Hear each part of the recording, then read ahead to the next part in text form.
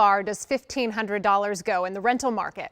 If you're in Washington, D.C., you know, not very far, right? In fact, just 443 square feet, if you can envision that. That's less than half of the national average. And by the way, it's one of the smallest spaces in the country for that budget. All of this according to a new Rent Cafe report ranking 200 U.S. cities.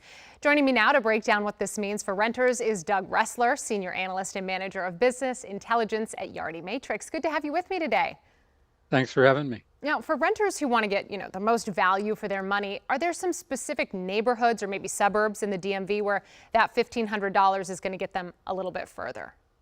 Yeah, if you look out towards what we call the exurbs, the border areas surrounding it, like Arlington or Gaithersburg, those kind of places, you have a little bit more flexibility in terms of land use and price per land, where developers can go in and create larger unit configurations. So our advice would be to look at that.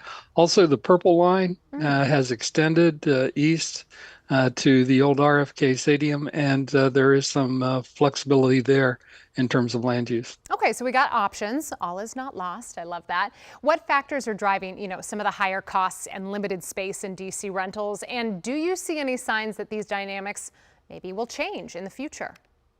What we see is the density and the availability of land and square footage, number one. In other words, what is land cost? What is the density in terms of what is built there? What is the zoning? What is the permitting? All of those, especially in the Northeast DC area, are a little bit more stringent than they are in the Midwest, where we see larger square footages being allowed.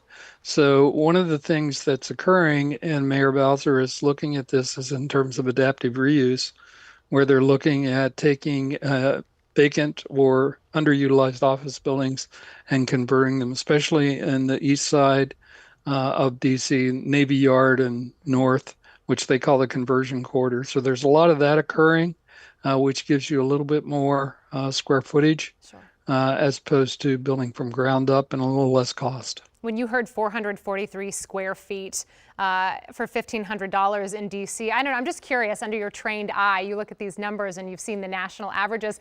Does it make you, what was your initial thought? Did it surprise you? No, not really. What we are seeing, though, is the demographic change where we see the millennials who typically are starting families now and should be buying homes because the housing gap can't find the homes to be able to buy. They're starting families and want larger unit configurations. So they're looking at renting longer, but they're also looking at build to rent. Now, the demographic replacing them in terms of the Z renters, the people that are fresh outs, they're looking for studios, one bedrooms. They want to establish independence.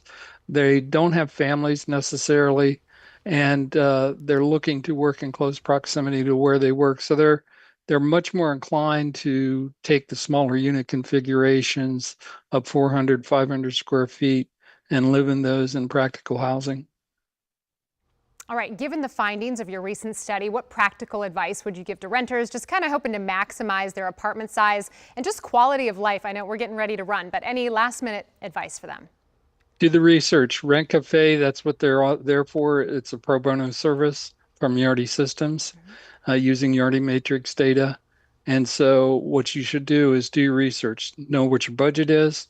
It's all free of charge, and that's what Rent Cafe does, and that's their claim to fame, is to make you educated and give you the best choice options to be able to rent housing. Okay, love that. Do your research. Maybe pray to hit the lotto at some point if we were lucky. Doug Ressler, Senior Analyst and Manager of Business Intelligence at Yardi Matrix. Appreciate your time, your expertise today. Thank you so much. Likewise, thank you.